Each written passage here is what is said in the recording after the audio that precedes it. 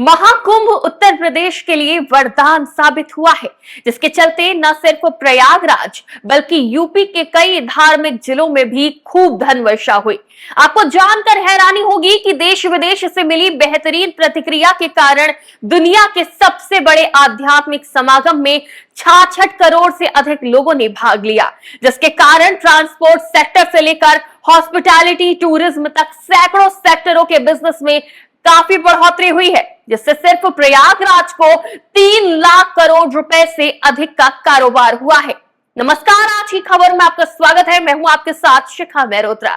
उत्तर प्रदेश की धार्मिक नगरी प्रयागराज में 45 दिनों तक 144 साल बाद लगा महाकुंभ सबसे बड़ा धार्मिक और आध्यात्मिक समागम 26 फरवरी को अंतिम स्नान पर्व महाशिवरात्रि के साथ समाप्त हो गया है। यह महाकुंभ आस्था के साथ यूपी की अर्थव्यवस्था के मामले में भी महाकुंभ साबित हुआ है, जिसने न सिर्फ यूपी सरकार का खजाना जबरदस्त तरीके से भरा, बल्कि कुंभ क्षेत्र में रोजगार का अवसर तलाशने वालों को भी निराशा हाथ न लगने दी, उनकी भी खूब झोली भरी। उत्तर प्रदेश $1 ट्रिलियन की अर्थव्यवस्था बनने के अपने लक्ष्य की ओर तेजी से आगे बढ़ रहा है। इसी कड़ी में प्रयागराज में महाशिवरात्रि पर संपन्न हुए महाकुंभ मेले 2025 ने राज्य की अर्थव्यवस्था में 3 लाख करोड़ से अधिक का योगदान दिया।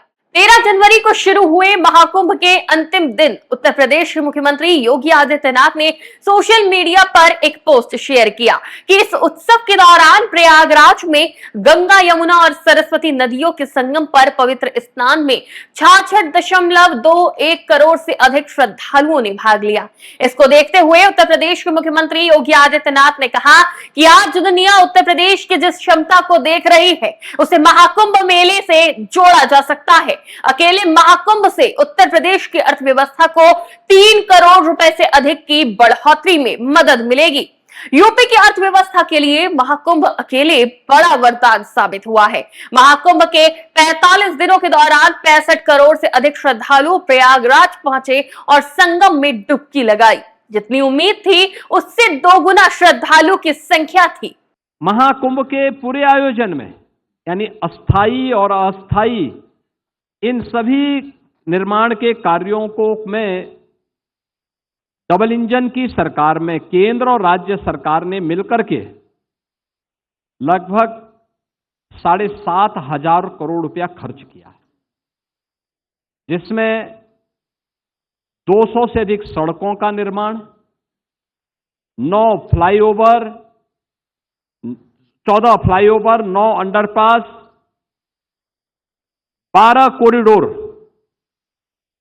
पहली बार प्रयागराज में कुछ ऐसा मिला देखने के लिए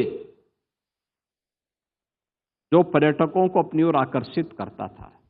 confederation of all India traders के महासचिव और दिल्ली की चांदनी चौक सीट से लोकसभा सांसद प्रवीण खंडेलवाल ने बताया कि बड़ी संख्या में जो श्रद्धालु महाकुंभ आए थे, वो काशी, अयोध्या और चित्रकूट भी पहुंचे। इसलिए इस ऐतिहासिक क्षेत्र में कुल कारोबार 4 लाख करोड़ से भी ज्यादा का रहा।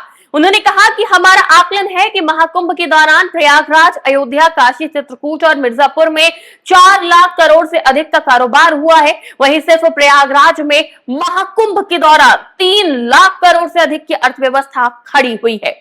महाकुंभ के दौरान यूपी सरकार को 25,000 से 30,000 करोड़ रुपए की राजस्व की कमाई हुई है। जिस मौसम में एयरलाइंस के बिजनेस की कमी रहती है, उस अवधि में भी हवाई किराए में भी तेजी रही है। यह उछाल महाकुंभ के लिए प्रयागराज की उड़ानों पर केंद्रित था।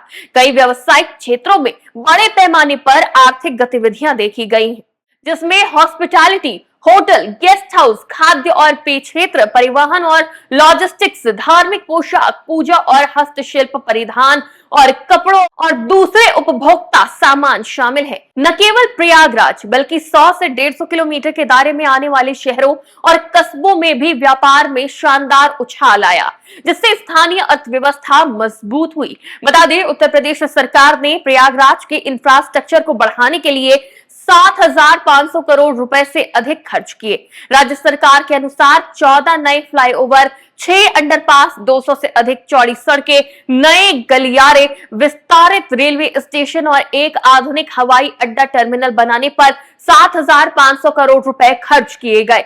इसके अलावा कुंभ मेले की व्यवस्था के लिए विशेष रूप से 1,500 करोड़ रुपए निर्धारित किए गए।